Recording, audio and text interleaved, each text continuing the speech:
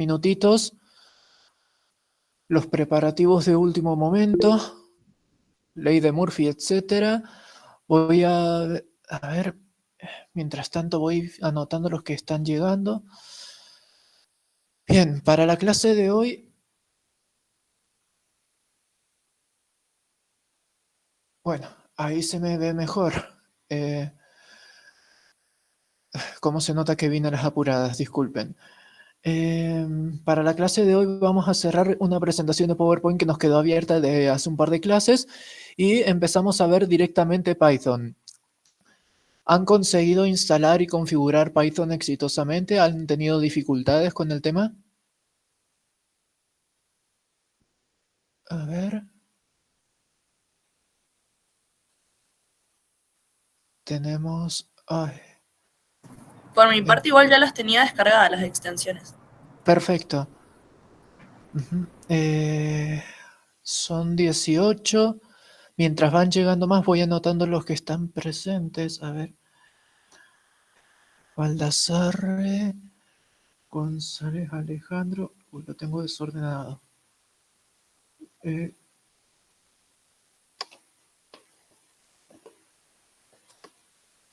a ver. Barrera, Del Vecchio.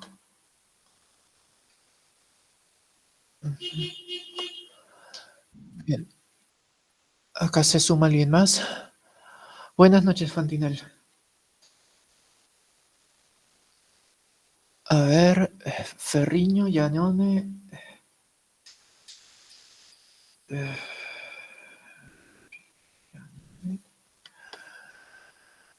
eh, Camargo, Martínez.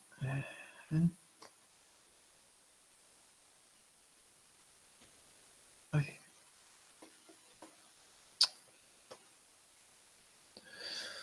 Después, Arabel, Escudero. Arabel, Jennifer.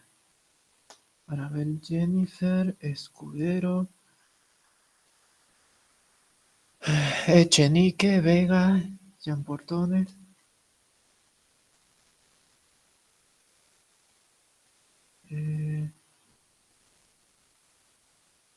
No, momento. Se me están mezclando. Ah, Salomón. Acá está, Salomón. Se nos suma. Buenas noches, Necoleto. Eh, a ver. Mirta, Arabel también está. Hola, profe, buenas noches. Buenas Nicolás noches. Benítez es mi nombre. ¿Ah? Nicolás Benítez es mi nombre. Ahí se lo anoto así por el presente. Perdón. Sí, sí. Está el Santiago González. Ahí está. Bien. Aravena, Fantinel. Aravena está acá presente. Bien. Oh. Buenas noches, Cabrera y Gómez. Cabrera, Gómez. Ajá. Hola, buenas noches. Me está faltando alguien. A ver, Ignacio, ¿cuál era el apellido de Ignacio? ¿Dinas? Dinazo, profe, sí. Bien.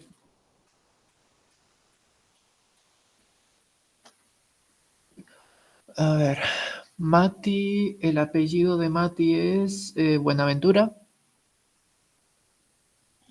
Sí, profe. Bien. Ya de a poquito me los voy aprendiendo. Entonces, 23 presentes. 1, 2, 3, 4, 5, 6, 7, 8, 9, 10, 11, 12, 13, 14, 20. Me están faltando anotar el presente a 3 más. A ver quiénes me están faltando.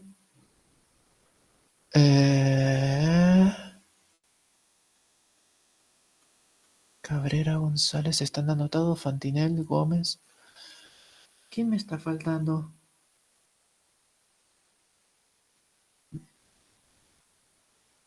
¿Habré contado mal? A ver, para salir de dudas, Asali no está, Benítez todavía no llega, Dinazo Cristian todavía no llega, Echenique Profe, está. Benítez es Nicoleto. Nicolás Benítez. Nicolás Benítez Higueras.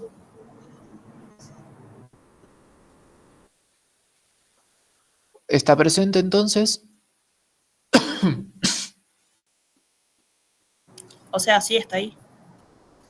Entonces, ¿a quién le puse? Bueno, hoy estoy especial con queso, parece. Bien, ¿quién me está faltando? Entonces, Dinazo Cristian todavía no llega. Echenique ya está. Sí, presente, profe. Echenique está, bien. Ese es uno de los que me faltaban. Flores Pablo no ha llegado todavía. Fuensálida. Lanza. Molina. Paredes. Acá estoy yo, profe Molina. Ah, Molina. No lo había visto. Bien, con esto entonces ya me cierran las cuentas. Me faltaban 3. Bien. Hoy es 15.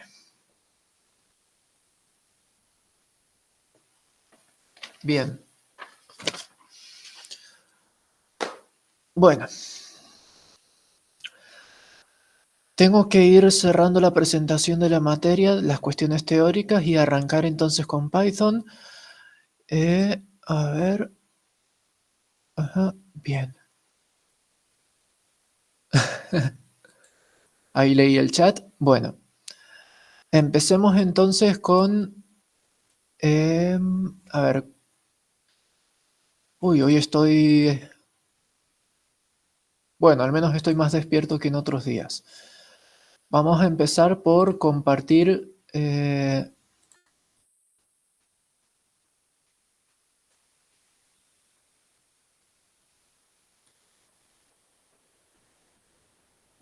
la presentación que la tengo que terminar hoy. Bien. La última clase nos habíamos quedado hasta los paradigmas. A ver. Participantes. Buenas noches, Dinazo. Dinazo Hola, Cristian. Ahí está. Bien. Qué buen oído. Lo escuché llegar. Bien. Entonces, la clase pasada, la última virtual, habíamos llegado hasta acá con la presentación y entonces nos quedaron algunas cosas sueltas que las voy a dar muy superficialmente, muy a las apuradas, como para que sepan que estas cosas existen. Por un lado tenemos que, a ver, esta asignatura, este espacio curricular, habíamos visto que se llama Arquitectura y Diseño de Interfaces. Entonces, podemos dividirlo en 2 partes. Por un lado, la arquitectura de interfaces y por otro, el diseño de interfaces. Entonces, por el lado de la arquitectura de interfaces, tenemos toda esta cuestión teórica de teórica práctica en realidad, de las capas, las arquitecturas y demás. Entonces, ya conocen de antes algunos ejemplos, como por ejemplo la arquitectura cliente-servidor, el modelo vista-controlador, y en teoría nosotros deberíamos ver alguna otra más, como por ejemplo la arquitectura limpia o lo que alcancemos a ver. MVW quiere decir modelo vista lo que sea, es un modelo que utiliza, eh, no me acuerdo ahora, pero creo que era Ruby, o su framework Ruby on Rails. De todas maneras, cualquier cosa lo investigan y se fijan qué frameworks ofrecen esas capas del modelo vista lo que sea. Y por supuesto que hay muchas más, tanto arquitecturas como modelos de capas, como lo que sea. El tema de la infraestructura, por supuesto que nos va a interesar que nuestro software sea apto para celular, para PC, para web. Si conseguimos que funcione también para televisión con el control remoto, sería un golazo de media cancha, pero nunca llegamos con los tiempos para eso. Si ustedes quieren, después averiguan cómo se hace eso. Es cuestión de paciencia y después se vuelve mágico cuando lo consiguen. Bueno, Entonces, infraestructura, ahí me refiero entonces a la enorme variedad de dispositivos inteligentes que tenemos hoy en día para hacer correr nuestro software, nuestras interfaces. Y después, el tema de los patrones. Hay patrones de diseño, de desarrollo de software o como quieran llamarlos. Estos patrones son buenas prácticas, es decir, son, ¿cómo decirlo? Son como maquillajes de los puntos débiles que puede llegar a tener un software.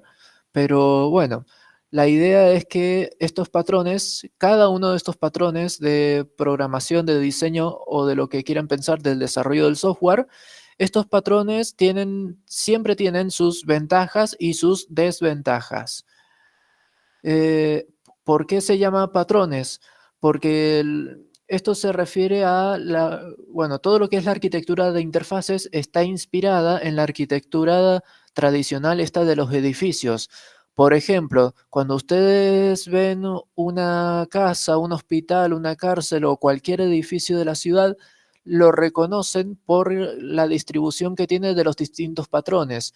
Por ejemplo, ustedes conocen el patrón puerta, patrón arco, el patrón pasillo y el patrón aula y así. Son como distintas plantillas. Los arquitectos tienen sus plantillas prefabricadas para no reinventar la rueda.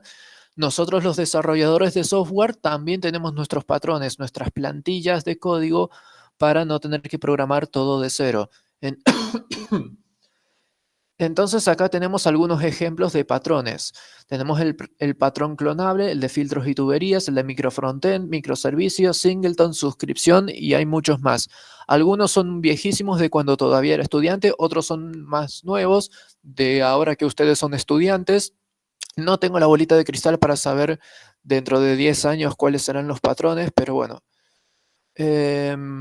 Hasta ahora me van siguiendo, ¿me escuchan bien?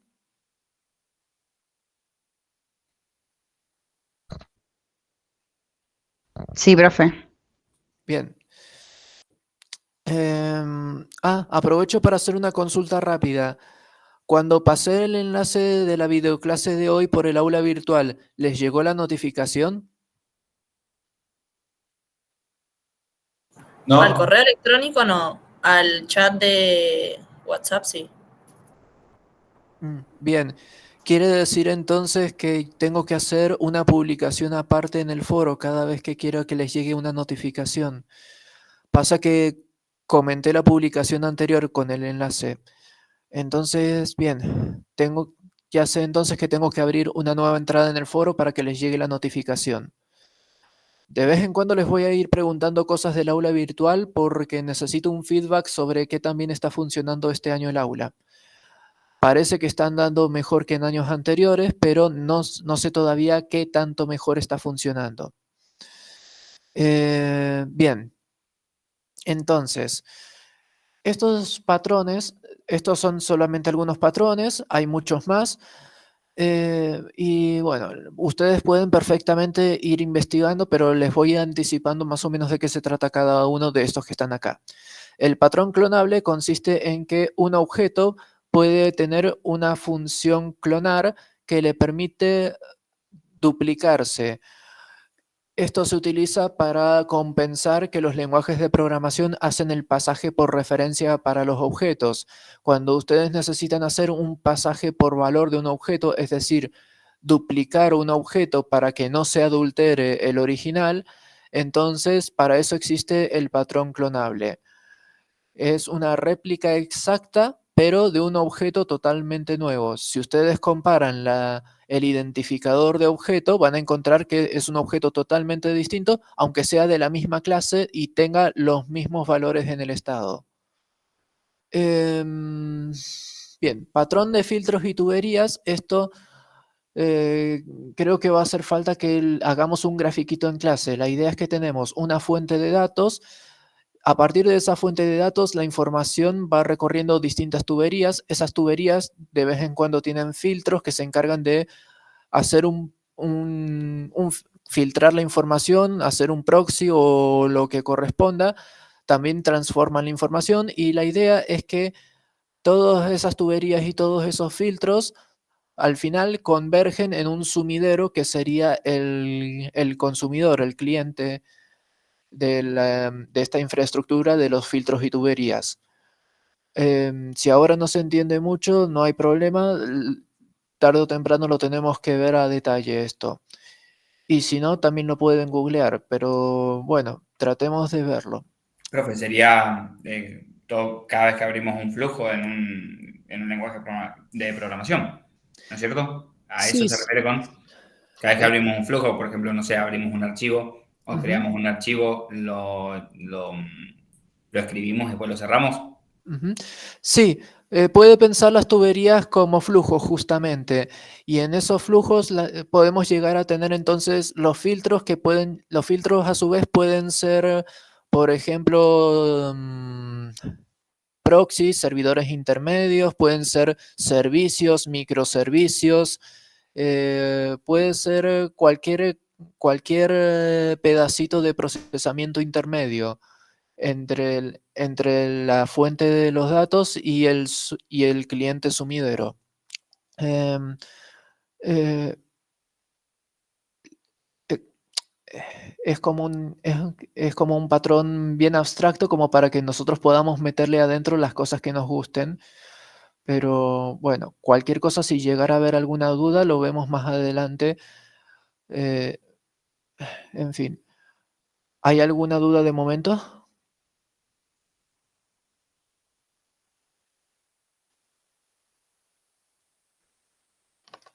Ninguna, profe. Bien. Ay, por ahí disculpen si me pongo o muy monologuista o muy de preguntar si están ahí todavía, pero es que me da cosa porque no los veo cuando presento estas cosas. Pero bueno, acá seguimos. El micro frontend es un patrón arquitectónico en el cual ustedes tienen, por ejemplo, en el caso del micro frontend web, consiste en que ustedes hacen un pequeño monolito, un, un mini sitio web de página única. La idea es que hacen una página única para un cliente, para un usuario final de algún rol específico. Eso sería un micro frontend. Hacer un mini cliente con una página única. Esto lo estoy diciendo, por supuesto, a lo guaso bruto. La idea es que ustedes con la experiencia van a ir entendiendo los distintos matices que puede llegar a tener un micro frontend. Después, el microservicio sería la otra cara de la moneda. El microservicio es entonces, por el lado del backend, es, diciéndolo así a lo guaso bruto, a las apuradas, que no quiero estar toda la noche tampoco, pueden pensarlo como si fuera un servicio, pero que se limita a hacer una tarea, se especializa en una sola cosa. Eso sería un microservicio. Entonces, un microservicio podría ser, por ejemplo, que un conversor de monedas o algo, o un traductor o algo pero muy pequeñito, bien puntual.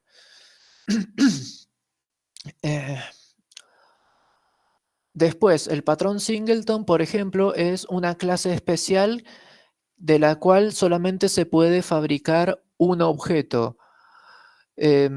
Para hacer esto, entonces se programa toda una cuestión de hacer, por ejemplo, el constructor privado y para poder acceder a ese constructor, lo que se hace es que haya un método de clase, un método estático, que se encarga de recuperar siempre la misma instancia estática de la propia clase. Es como que la clase estáticamente almacena una instancia de la parte no estática de sí misma. Eso es un singleton, entonces. Este patrón singleton se suele utilizar cuando queremos tener en un solo lugar toda una configuración global.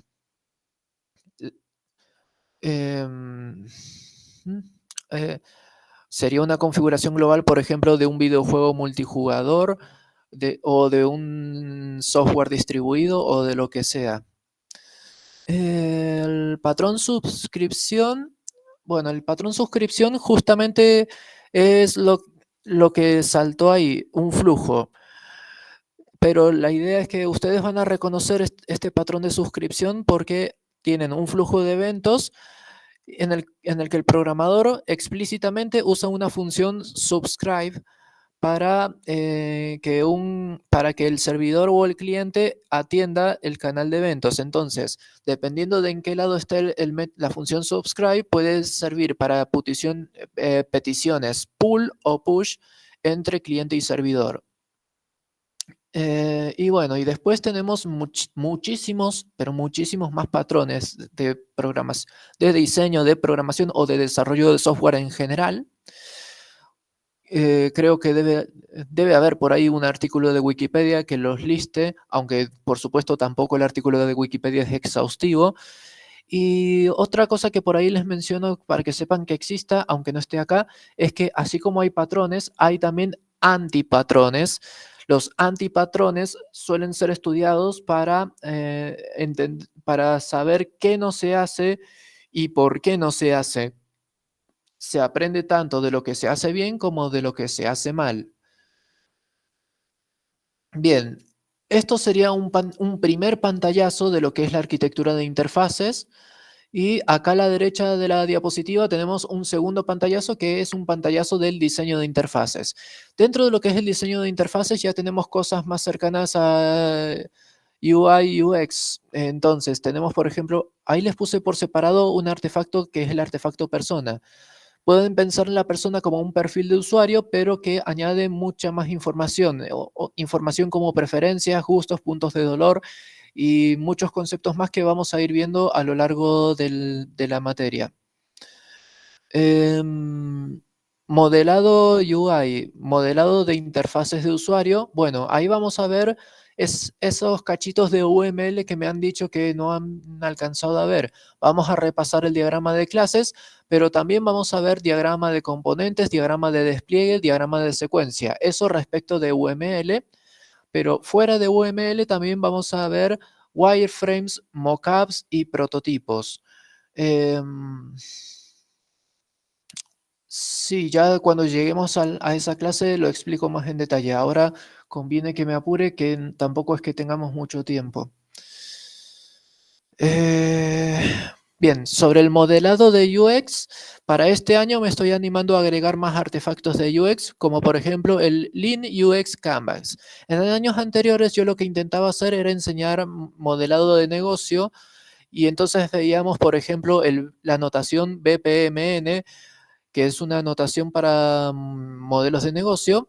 Si ustedes quieren, la investigan, BPMN, pero ahora este año voy a apuntar a algo más ágil y más orientado a la experiencia de usuario, que en este caso sería el Lean UX Canvas, que es parecido, pero con pequeñas diferencias respecto al lienzo del modelo de negocio. Después, otros artefactos de UX, por ejemplo, tenemos el Moodboard, que en español está traducido ahora como panel de tendencias, el mapa de empatía, que parece mentira, pero cada vez se está usando más, el mapa de experiencia, que por ahí lo llegan a encontrar, dependiendo de la bibliografía, lo van a encontrar como mapa de experiencia o viaje de usuario, y bueno, la idea es que vamos a ver todavía más artefactos de UX cuando llegue el momento. De momento, ¿hay alguna duda, alguna consulta que quieran hacer antes de que pase a la siguiente diapositiva? Ay, ¿alguien me escribió en el chat? Profe, mi consulta es, ¿por qué en vez no de seguir viendo el PDF con que nos está contando lo que vamos a ver, no empezamos a ver el tema que tenía para esta clase? Pregunto, nada más. Sí, es que quiero cerrar esto porque después como que no van a querer verlo más, como que lo vamos a seguir pateando adelante. Quiero apurarme en cerrar esto. Pasa que tenemos estas cosas que son del trabajo práctico 1 también, pero, bueno, lo cerré. Bien, acabo de cerrar la presentación, así que aprovechemos el feliz accidente. Ya pasaron 40 minutos. Cualquier cosa, vamos a hacer lo mismo la clase presencial que viene. 40 minutos de teoría, 40 minutos de práctica. Bien, ¿estamos listos para ver Python entonces? Sí, profe. A ver, ahora, para compartir esto... Ay, no sé si me va a ser más cómodo compartir la ventana o directamente toda la pantalla, así ven las ejecuciones también. Bueno, hagamos la prueba. Sí, es este de acá. Por ahora voy a compartir solo la ventana. Cualquier cosa, si vemos que no se alcanza a ver la interfaz gráfica de usuario que me mandé para uno de los proyectos, lo cambio después a pantalla completa. Pero bueno, todos alcanzan a ver mi Visual Studio Code acá, ¿cierto? Sí, profe, se ve bien. Bien. Y lo alcanzan a leer todo clarito, bien. Para la clase de hoy alcancé a hacer 2 proyectos. A lo Indiana Jones el segundo, pero bueno, sirve, todo sirve. Bien. Aprovechando esa consulta que me hicieron en el WhatsApp de que querían ver si se puede hacer modelo vista controlador, bueno, les empiezo a aclarar. Esta cosa no se generó automáticamente. Yo agarré...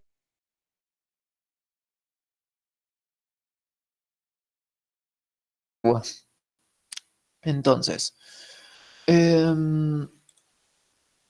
vamos por partes. ¿Se cortó el audio?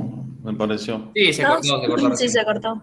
O sea, no hizo eso con un framework, lo hizo todo a o Ah, sea, programación a ver, completa. ¿ahí me están volviendo a escuchar? Sí, profe, se escucha bien ahora. Claro, se Bien. cortó la parte que dijo que esto no se creó solo, pero hasta ahí quedó. Ujú.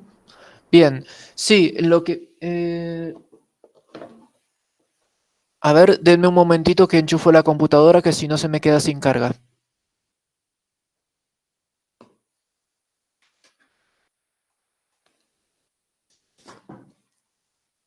Bien, ahora sí. Ahora que está cargándose debería ser incluso más estable. Bien, les estaba diciendo entonces que agarré y me puse directamente a programar como hormiguita todas las carpetas. Agarré y me armé todas las carpetas, todos los archivos y todo esto. Pero bueno, para mi suerte, esto fue, a ver, esto parece mucho, pero en realidad es muy minimalista. De hecho, hice una carpeta y un archivo. A ver, empecemos por, bien, primero que nada, tengo acá 2 proyectos. Uno es batería y otro es personal. El proyecto batería se encarga de medir la carga de la batería que tengo en mi dispositivo, mientras que el proyecto personal se encarga de leer una base de datos y listar los registros de una tabla de la base de datos que conseguí programar, la única base de datos que conseguí conectar tan a las apuradas, pero bueno. Bien, ahora,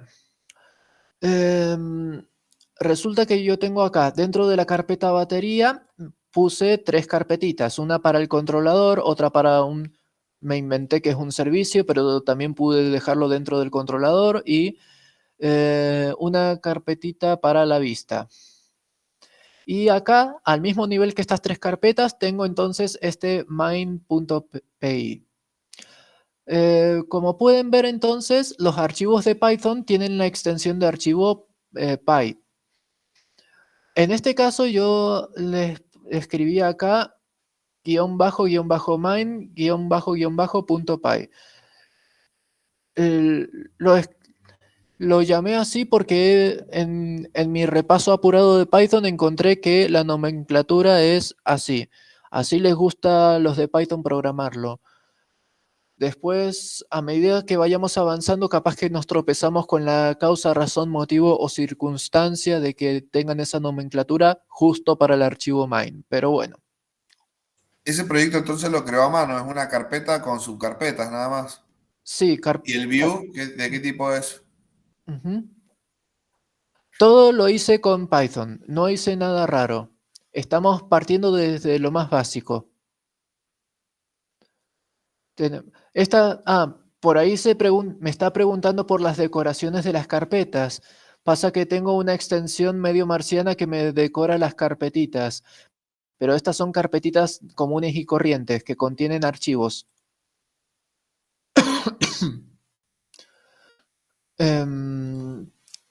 Bien, de momento ¿tenemos alguna duda antes de que empiece a explicar? De momento nada, profe, todo bien. Bien. Tenemos entonces acá el archivo main y ¿qué es lo que tenemos acá? Bien, para empezar, como podemos ver, Python es un lenguaje, ¿cómo decirlo? Minimalista quizás, pero bueno, ¿qué es lo que podemos ver para empezar? No tenemos puntos y comas, así que no nos vamos a traumar con que nos falte un punto y coma. No tenemos llaves para apertura y cierre, pero vamos por partes. Para empezar, la primera línea de código nos dice import sys. Bueno, sys es una librería que ya viene incorporada con Python y acá estoy importándola. Ya vamos a ver para qué la estamos usando. A ver, siguiente línea. Acá tenemos también otro import, pero tenemos una variación, una sintaxis distinta. Porque acá yo lo que estoy haciendo es from controller.batteryController import batteryController. Si yo me fijo acá en el navegador, tengo carpeta controller, archivo batteryController.py. Bien, acá tenemos otra de las cosas raras de Python.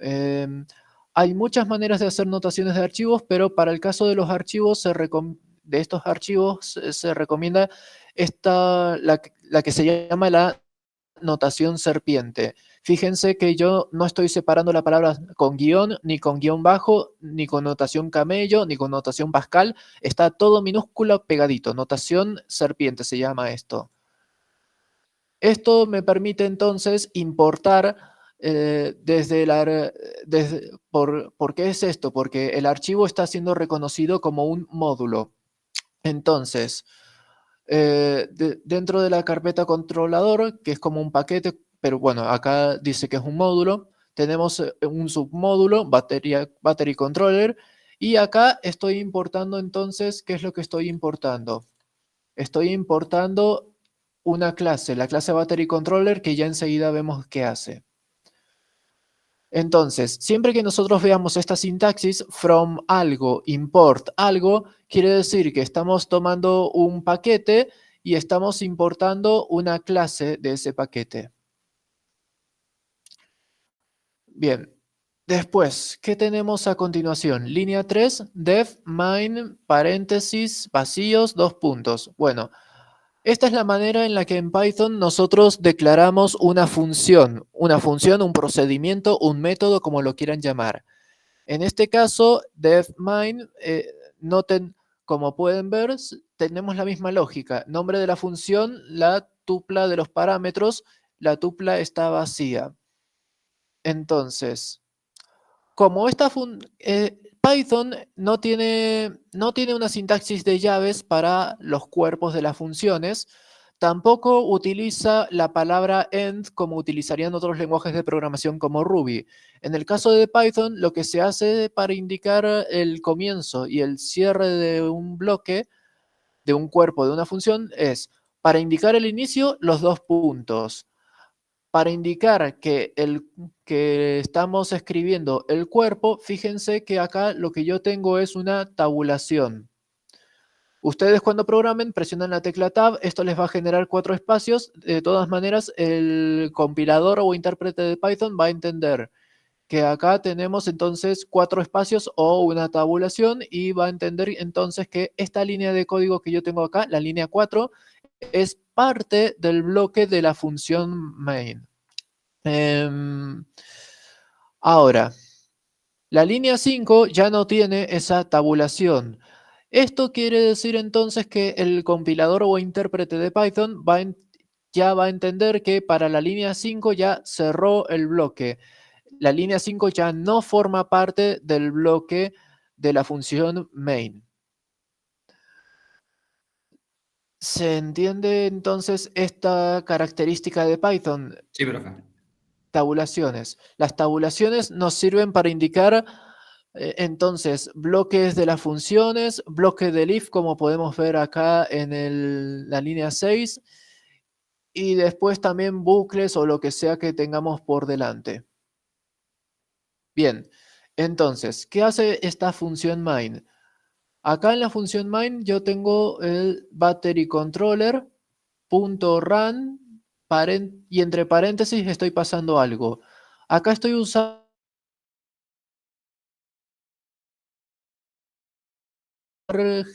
argv, valores argumentales. Esto, ustedes han visto Java antes. ¿A qué les suena esto? Eso es el sistema. Sys es de system. Y eso es el método main que ejecuta, que levanta una aplicación. Bien, entonces, si hacemos un paralelismo con lo que vieron en Java, ustedes tenían una clase con un método estático main, Sí. que el proyecto en Java les corría entonces. Y fíjense que yo acá estoy usando nombre de la clase .run. En vez de main puse run porque programé a las apuradas y cuando programo las apuradas me mando cualquier verdura a veces. Pero bueno, entonces, fíjense que tenemos entonces acá, el método run es estático, es de la clase. Por eso, entonces, yo acá uso nombre de la clase punto llamado a la función estática. No hago una instancia, sino que es lo mismo que en Java. Clase punto función estática para llamarla. Y ya después vemos qué es lo que está pasando acá, qué es lo que va a hacer esa función con lo que le estamos pasando. Pero bueno, argv es como el argumento args que ustedes tenían en el main del Java.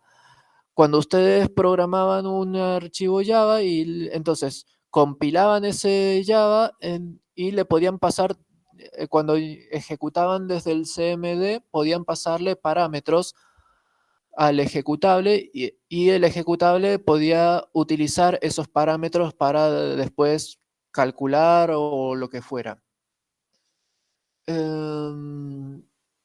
Bueno, estas líneas 5 y 6 son una medida de seguridad, o al menos eso cuenta la leyenda, cuentan los rumores de que hay que hacer esto por razones de seguridad. Fíjense que tenemos este condicional. Este condicional dice, si el nombre del archivo actual es main, que es el nombre que le pusimos acá, entonces que se ejecute el flujo de control principal, inicial, el que va a disparar todo el proyecto. Esto es como una medida de seguridad por si alguien intenta ejecutar el código desde otro ámbito que no sea el propio de este. Pero bueno, cualquier cosa, si llegan a investigar y encuentran una razón más convincente de la que acabo de explicar, no tengan miedo de compartirla en la clase, cuando sea que toque. Pero bueno, hasta ahora se entiende lo que tenemos acá. Sí, ¿Hay alguna totalmente, duda? profe. Es indistinto el orden de la declaración del método main y la llamada al método main dentro del condicional. O sea, podría estar invertido y no habría problema, ¿no? Ah, qué buena pregunta. Pero tengo prisa. Después ustedes pueden agarrar el código y pueden invertir el if y el main para ver si sigue funcionando. Estoy muy... No sé si es que estoy muy apurado o si estoy muy desmemoriado. Debe ser una mezcla de ambas. Pero bueno. Esto simplemente está así. Lo hago porque estaré apurado, pero quiero ser lo más prolijito posible, así se aprenden buenas prácticas en la medida de lo posible. Pero bueno, ustedes después se fijan si el orden de los factores altera el producto. Por supuesto que las cosas de importar sigue conveniendo que las tengan al comienzo de todo para que no les tire error. Bueno, recorramos el código entonces. Acá tengo el battery controller. Si me voy al archivo ahora del battery controller, que acá tenemos más cosas.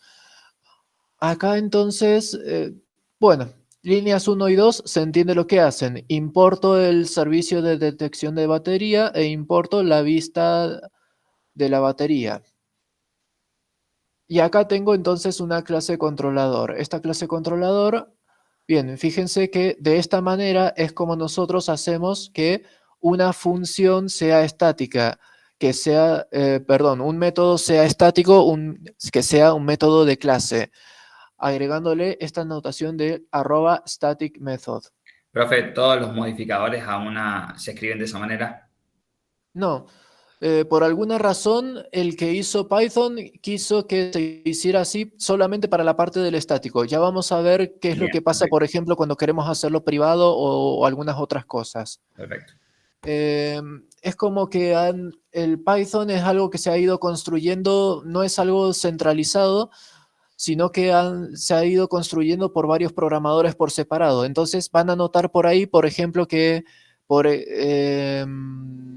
tirar un ejemplo, la librería de conexión a base de datos utiliza funciones con la notación camello, a pesar de que se alienta a usar la notación serpiente o la notación del guión bajo o... Bueno, cada quien programa con la notación que se le dio la gana, pero por ahora seguimos con la... Por ahora parece que todos están de acuerdo en que para los nombres de las clases tenemos que utilizar la notación Pascal, mayúscula al comienzo y al comienzo de cada palabra. Pero bueno, es como un pequeño lío, pero ya le van a ir agarrando la mano con el tema de las notaciones. Después, entonces, acá tenemos una clase. Esta clase no tiene constructor, no tiene nada más que la función ejecutar, la función run. Le puse el @staticMethod para que sea un método de clase, un método estático. Y acá tenemos, ¿qué es lo que tenemos acá? Recibimos el parámetro argb, que es el que le pasamos desde el main. ¿Y qué más tenemos acá? Acá tenemos un ejemplo de try-catch, manejo de excepciones. Algo que por ahí cuesta un poco recordar. Cuando ustedes empiecen a programar en Python les va a pasar dos cosas. Una de las cosas es que se tienen que familiarizar todavía, tienen que acordarse de que no abren ni cierran llaves, solamente hacen 2 puntos y tabulación.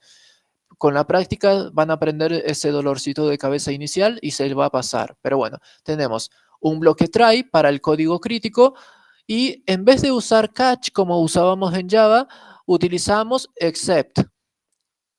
Así que eso es algo que a mí a veces también me marea cuando estoy muy apurado, pero bueno, try except en Python en vez de try catch, pero el funcionamiento es exactamente igual. En vez de try catch, try except, pero bueno. Bien.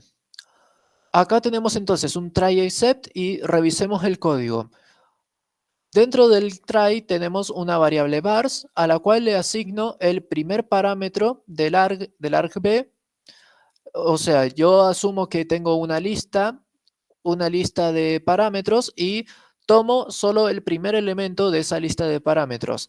Ese primer elemento lo trato de convertir a entero con esta función de casteo. En realidad, si ustedes se fijan en la documentación, dice que class es una clase, pero bueno, detalles más, detalles menos. Entonces, acá estoy estoy convirtiendo un texto, porque los parámetros son textuales, a menos que se diga lo contrario. El parámetro textual que recibí de consola lo convierto a número entero. Si esta conversión falla, entonces se va a lanzar un error, una excepción del tipo valor. Consulta, profe. ¿Sí? ¿Está tratando de convertir la posición 0 de un array a un entero? ¿Puede ser? La Sí. posición inicial del array, nada más. Eso RGB va a ser un array. Y estamos Sí. convirtiendo solamente la posición número 0, la inicial. Sí, exacto. Gracias. Algo que tengo que aclararles antes de que se me olvide. Por alguna de esas razones locas del destino, Python no usa el nombre arreglo, sino que usa el nombre listas. Y estas listas a diferencia de los arreglos estáticos que han visto en Java, las listas son flexibles en el sentido de que se le pueden agregar y quitar elementos dinámicamente. O sea, es una Pero bueno, colección ya de- a su debido momento podrán ir viendo toda la magia que pueden hacer con las listas en Python. Pero bueno, de todas maneras, las listas en Python siguen la misma sintaxis de utilizar los corchetes para cuando ustedes quieran declarar las cosas así. Ahora, tenemos un lista, arreglo o como quieran llamarlo, pero Python lo llama lista. Tenemos RGB, es una lista de strings, de cadenas de texto. Entonces, al igual que con un arreglo, yo acá pongo corchetes 0 para recuperar la primera posición, el primer texto. Recupero el primer texto de la lista del arreglo y lo convierto a entero. Entonces, este constructor de números enteros puede fallar, puede tirar un value error. En caso de que lance el value error, se ejecuta lo que hay dentro del bloque except. Caso contrario, sigue el código dentro del try y finaliza. Entonces, ¿qué tengo acá? En el caso de que vars esta línea de código sea exitosa, ¿qué es lo que se va a ejecutar? Se me va a instanciar un battery display. Fíjense que Python no utiliza la palabra reservada new para hacer un objeto. Simplemente tienen que poner el nombre de la clase y paréntesis, como si estuvieran llamando una función. En este caso están llamando al constructor. Entonces, acá hay una pequeña gran diferencia. Entonces, no utilizamos la palabra new en Python, directamente ponemos el constructor de la clase que queremos instanciar. Battery display, paréntesis, porque el constructor no tiene parámetros. Y bueno, a este objeto directamente le llamo la función display y le paso algo. ¿Qué le estoy pasando? Battery detector.percent. Ya vamos a ver qué hace este battery detector por dentro. Pero bueno, le estoy pasando battery detector percent, vars. Ya vamos a ver también qué hace el display, por qué recibe en este caso 2 parámetros y por qué acá solamente uno. En el caso de que falle la asignación de vars, se ejecuta esta otra línea que lo que hace es muy parecido.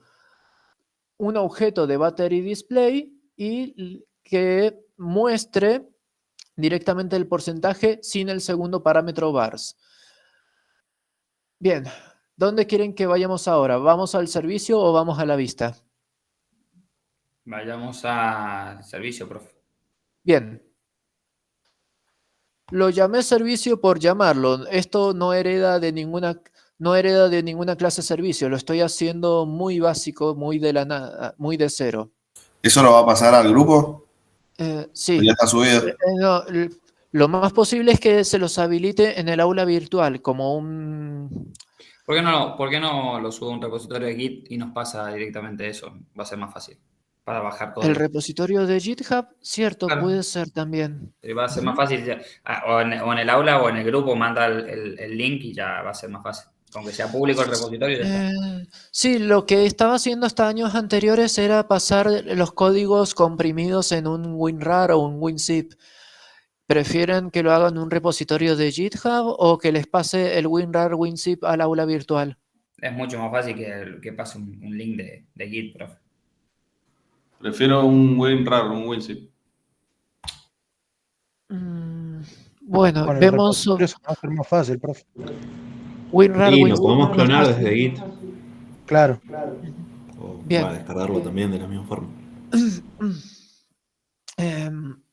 Ay, no tengo para tomar agua acá, pero tengo que terminar rápido la clase de todas maneras. Bueno, la idea es que en el mismo espacio en el que les estoy subiendo estas clases virtuales, en ese mismo espacio les voy a ir pasando las presentaciones de PowerPoint, los WinRAR con los códigos que estamos viendo y todas esas cosas. En ese mismo espacio va a estar. Bien, acá tenemos entonces el battery detector. Entonces, acá tenemos una cosita interesante que tengo que aclarar desde ya. Ay, perdón. Fíjense que tenemos from psutil import sensors-battery. Esta librería no viene incorporada con el Python. Entonces, lo que tienen que hacer es instalársela. Dependiendo de cómo hayan instalado y configurado el Python, pueden hacerlo desde acá, desde esta misma consola, o directamente lo que tienen que hacer es... y acá es donde lamento no haber compartido la pantalla en vez de la ventana. Bueno, lo que pueden llegar a hacer es, por ejemplo, abrir el símbolo de sistema con permisos de administrador, y entonces en ese CMD que hayan abierto con permisos de administrador, ingresan entonces el comando python m pip install, en este caso sería psutil. ¿En qué carpeta lo hacemos eso? En la del proyecto, ¿no? Claro. Tengamos el proyecto este. Bien, la idea es que pueden probarlo en esta misma terminal que tenemos del Visual Studio Code. Si les llega a tirar el error de que no tienen permisos de administrador, entonces tienen que agarrar y directamente abrirse el símbolo de sistema, el CMD con permisos de administrador, y esta misma línea de código, esta misma instrucción. Python-m pip install y psutil, el nombre de la librería. Si no les llega a funcionar incluso con permisos de administrador, normalmente el error que les tira es que el PIP está desactualizado. Entonces, la línea de código que ustedes tienen que hacer para actualizar el PIP es... Sí, igual había un update,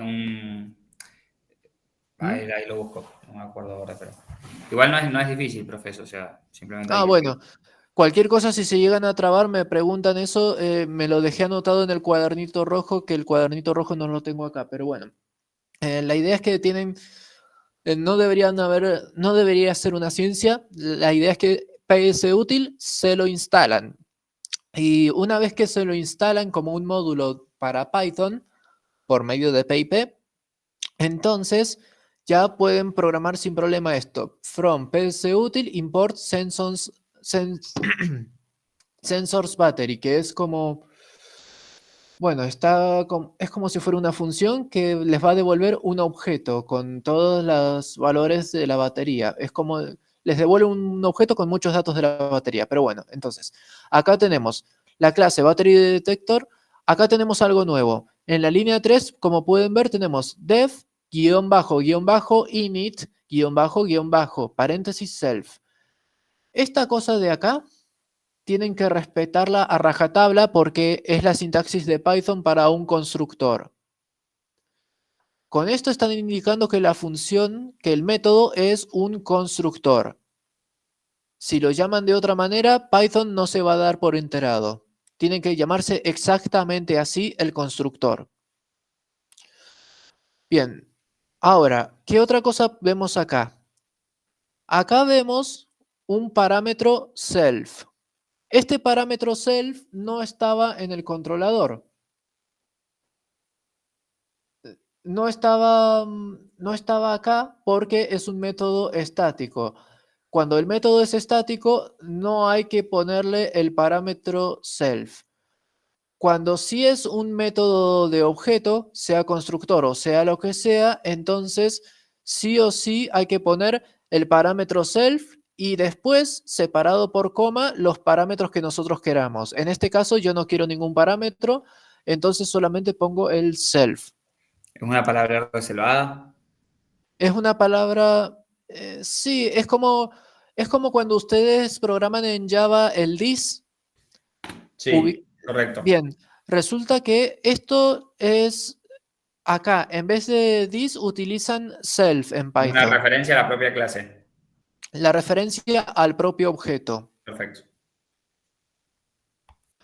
Este self equivale al this, entonces. Se refiere al objeto que estamos construyendo.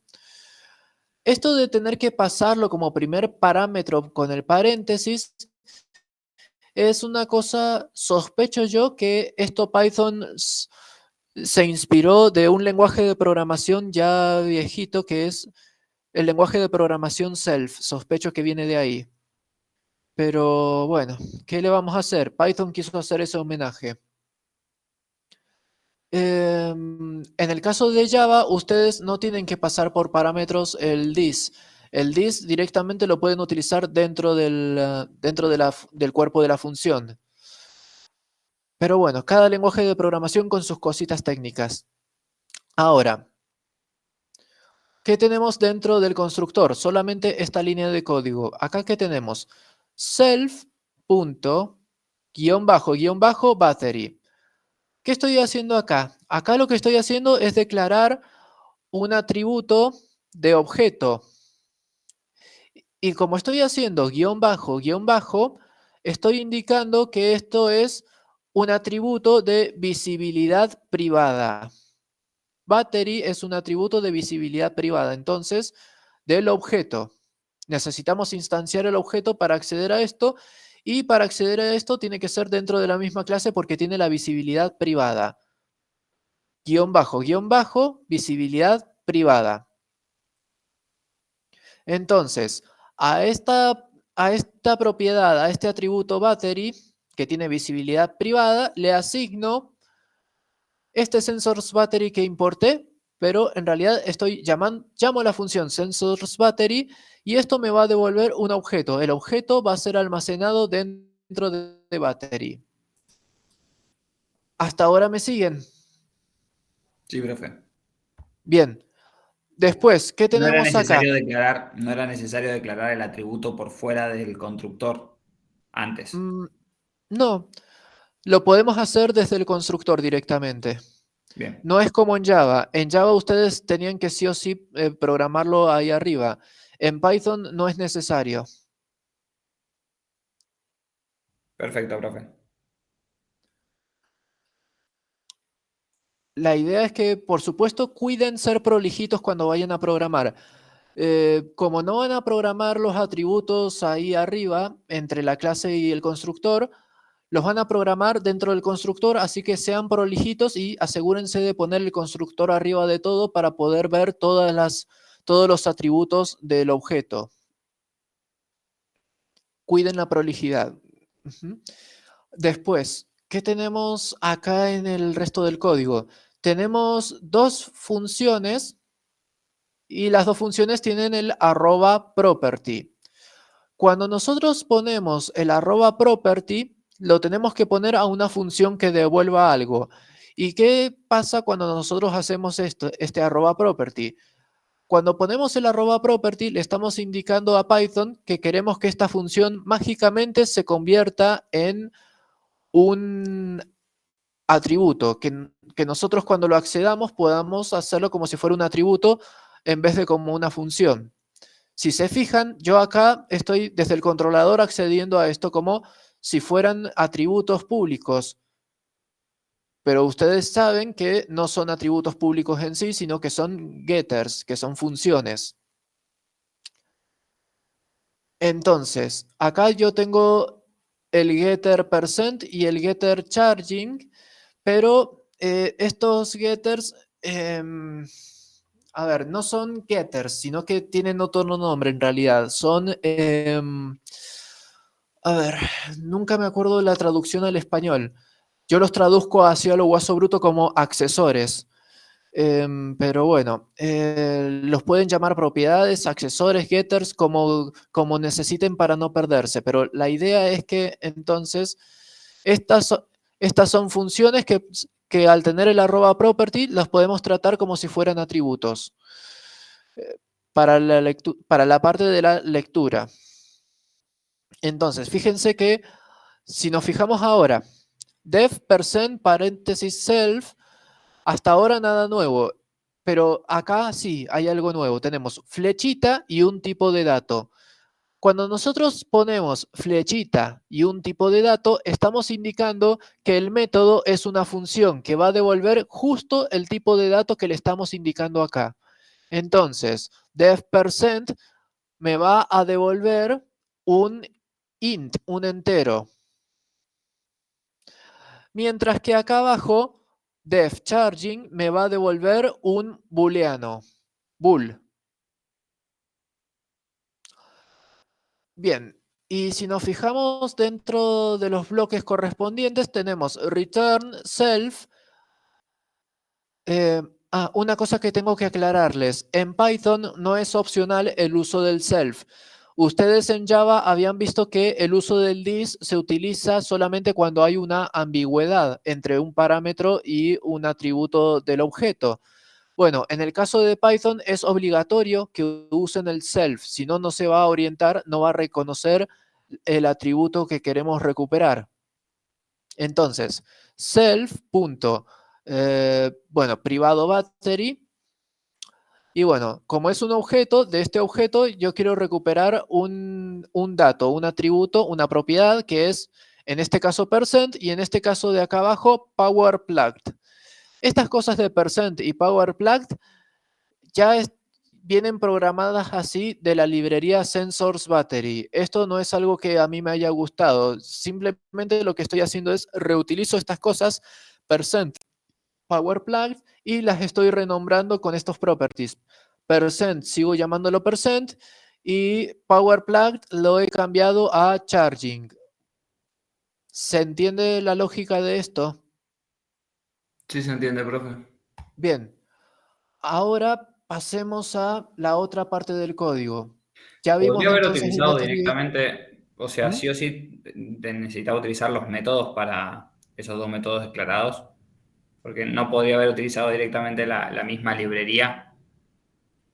Claro, no, lo que pasa es que para eso está haciendo como Sí, lo que pasa es que yo acá lo que quiero hacer es una práctica de separar responsabilidades. Bien, Yo perfecto. quiero que el detector de batería se coma todo el marrón de la librería Sensors Battery, y entonces el controlador simplemente recurra a cosas más amigables, totalmente Perfecto. ajeno a la parte de la infraestructura técnica, como para que yo pueda agarrar después y pueda reemplazar este battery detector por otro si tuviera que un cambio en la infraestructura.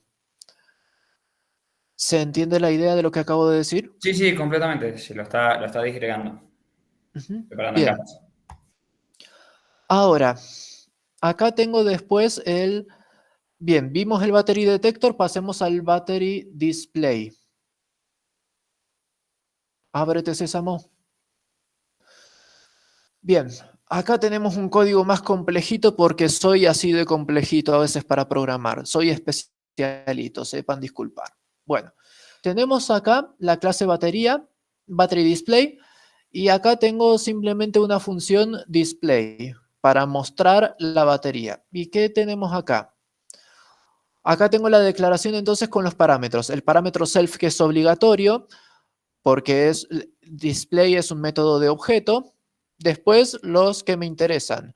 Tengo acá percent, float. Acá estoy indicando entonces que el parámetro percent para esta función sea del tipo número con coma flotante. Es decir, un número real en vez de un número entero. Ya vamos a ver por qué lo hice así. Y acá tenemos otro parámetro, el parámetro bars, al cual le aclaro que sea del tipo entero y le estoy asignando un valor por defecto. A ver, ustedes cuando vieron polimorfismo, la sobrecarga de métodos en Java, ustedes tenían que programar una y otra vez una función con distinta cantidad de parámetros. Correcto. En el caso de Python, en cambio, se organiza con parámetros opcionales. Los parámetros opcionales deben ser programados a la derecha, hacia el final de la tupla de los parámetros, para indicar que son los parámetros opcionales. ¿Y cómo se le indica que son opcionales o simplemente al estar a la derecha ya son opcionales? No, se indica que son opcionales porque le estamos asignando un valor por defecto. Bien, perfecto. Así de simple. Bien. Acá tenemos entonces, el parámetro vars es opcional. De hecho, si ustedes se fijan acá, volvamos al controlador, fíjense que acá tenemos un llamado con los dos parámetros y otro llamado con solamente el primer parámetro, el porcentaje. Eso es lo que me permite entonces asignar un valor por defecto. Me permite hacer el parámetro opcional. Bien. Entonces, 2 puntos. Acá tenemos entonces el bloque. Todo esto que nos queda a continuación es el bloque de la función display. Bien. Acá yo estoy haciendo una cochinada. A algunos les gusta el assert, a otros les gusta el raise. Hay varias maneras de hacer lo mismo. Bueno, yo acá de puro perezoso o de apurado me mandé a hacerlo con assert directamente. Acá, ¿qué es lo que tenemos? Assert. Assert es una aserción, es un concepto más tirando para el testing en realidad. Pero bueno, acá cada quien después verá si lo que me mandé es una burrada o si está recopado, cada quien verá. Pero bueno, las aserciones en teoría se utilizan para el testing, pero en este caso lo estoy utilizando como para no programar un if y después un if, raise, toda una cuestión que ya después veremos más prolijito en otro ejemplo. Pero bueno, assert. En caso de que se cumpla la condición, seguimos adelante. En caso de que no se cumpla la condición, que se largue este mensaje de error. Esto va a equivaler entonces a lanzar una excepción, algo que rompa el programa, el flujo de control y que se lance una excepción por consola. Pero bueno, acá entonces estoy indicando que porcentaje, el parámetro porcentaje debe ser mayor o igual a 0 y debe ser menor o igual a 100. ¿Por qué Eso es lo que estoy punto indicando cero? acá. ¿Mm? ¿Por qué mayor o igual a punto cero? Porque lo hice del tipo flotante. Entonces, punto 0 para indicar que esto es lo mismo que si yo hubiera escrito 0.0. 0.0, bien, perfecto, ahí está, eso tiene más sentido. Gracias. Bien. Y acá tenemos entonces 100.0 para indicar también que estoy esperando un número con coma, que sea menor o igual a 100. Siguiente línea, assert bars, que bars valga más de 1. En caso contrario, que me tire el error este. Bien, y después lo que me estoy mandando acá, la flor de me he mandado solamente un print. Bien, echemos un vistazo a toda esta guasada que me mandé como print. ¿Qué tenemos acá para empezar? Entre comillas, yo tengo acá corchetes, llaves, llaves, corchetes, salto de línea, otras llaves y porcentaje.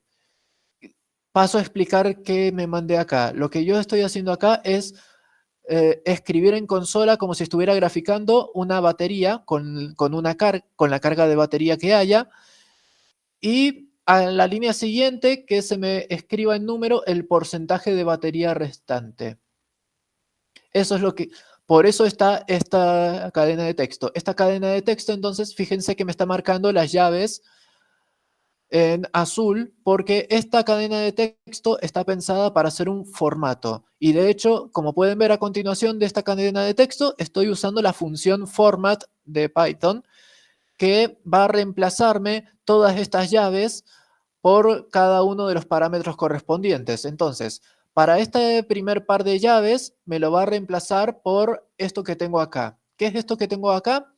Bueno, fíjense que es una barrita llena, un rectangulito lleno, y fíjense que es una cadena de texto que la estoy multiplicando por la cantidad de veces que yo considere para... Bueno, este es un calculito matemático que lo que hace es calcular a partir del porcentaje y a partir de la cantidad de barras, entonces me calcula cuántas de estas barritas tengo que se van a imprimir acá en el primer lugar. Después, el segundo par de llaves se va a reemplazar por espacios vacíos. Y esos espacios vacíos entonces van a ser multiplicados por la cantidad de barras menos el cálculo anterior que hice para las barras llenas. Así de sencillo. Entonces, siempre me va a quedar, entonces, entre los corchetes me va a quedar siempre una cantidad. Por ejemplo, cantidad de 10 barras. Esas 10 barras pueden ser barras llenas a la izquierda o barras vacías a la derecha. o una combinación intermedia de ambas. Y por último, acá, después del salto de línea, vimos que había unas terceras llaves, y estas terceras llaves van a ser reemplazadas directamente por el número de porcentaje. Ahora, veamos qué es lo que va a pasar acá. Si yo voy al main y le doy al botón play, voilà. Fíjense que acá tenemos entonces esa representación gráfica que hice en el print. La batería está al 69%, que justo. Y bueno, y acá tenemos entonces el equivalente en barras. 1, 2, 3, 4, 5, 6, 7. Me lo redondea. Y después acá tengo 1, 2, 3. Ok. Deberían ser 4 vacías. Ah, no, perdón. Son 3. 3 vacías porque acá conté 7, ¿cierto? 7 más 3, 10 y precioso. Nos salió hermoso. Ay, se nos pasó el tiempo, pero quería mostrarles una cosita más. A ver. Profe, suba el código, así lo probamos tocando. Sí. Bueno, la idea es que esta cosa después lo que podemos hacer, por ejemplo, es compilarla y desde consola correr el ejecutable, o si no, después. O si no, ¿Podría agarramos ¿Podría volver un segundo al display? A la función display. acá, sí. Ajá. El hecho de que reemplace las barritas llenas por el primero, por las primeras dos llaves, el string vacío por las segundas llaves, y la última llave por percent, es porque es el orden en el que están escritas. Sí, exacto. Hay Ok. que respetar la función format tiene que recibir los parámetros en el mismo orden en el que están pensadas estas llavecitas. Perfecto. Bien. Eso nomás. Lo demás se entendió todo. Lo Bien. mismo que decía Julián, de la manera que quiera, profe, pero no, si nos pasa el código va a estar buenísimo para jugar. Bueno, la idea es que ustedes entonces pueden agarrar después y pueden jugar con este código. Pueden poner acá, en vez de bars, pueden cambiar y poner un número cualquiera. Pueden poner 10, 5, 20 barras y van a ver que el código se adapta para poner redondeadas las cantidades de barritas correctas. El código funciona precioso. Bueno, lamentablemente no alcancé a ver, no estoy midiendo bien los tiempos entonces, pero bueno. Investiguen por su cuenta una cosita que se llama, lo estoy escribiendo acá, lo alcanzan a ver, Py2Exe. Py2Exe es un módulo de Python que sirve para compilar el proyecto y hacer un ejecutable, un .exe. Existe esta librería y hay otro módulo que hace más o menos lo mismo, que es PyInstaller. Pueden investigar cualquiera de los dos. En teoría, los dos deberían servir para que ustedes agarren y compilen el archivo Python y se les genere un .exe que se pueda correr desde Windows sin tener que tener instalado el Python. Bien, ¿hay alguna duda? A ver. No, profe. Dejo de compartir. Bien, ya me están viendo la cara.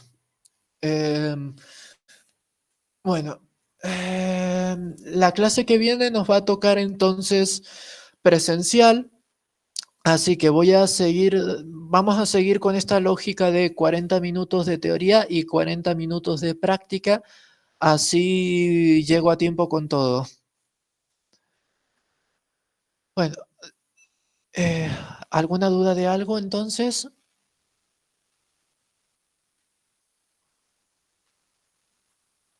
Si no hay dudas, ya los estoy liberando, porque ya me pasé un poquito del... Ah, no, teníamos hasta las 1:30, pero bueno, ya está, ya cerramos la clase con esto, porque si empiezo algo me va a quedar cortado. Buenísimo, profe. Muchas gracias. Bien. Para la clase que viene, recuerden ir llevando computadoras con el Python funcionando y todas esas cosas. Les voy a habilitar entonces la grabación de esta clase y el archivo WinRAR, WinZip o lo que sea de este proyectito, solo el de la batería. Ya en la clase que viene veríamos el proyectito de la conexión a la base de datos. Nos vemos el martes que viene.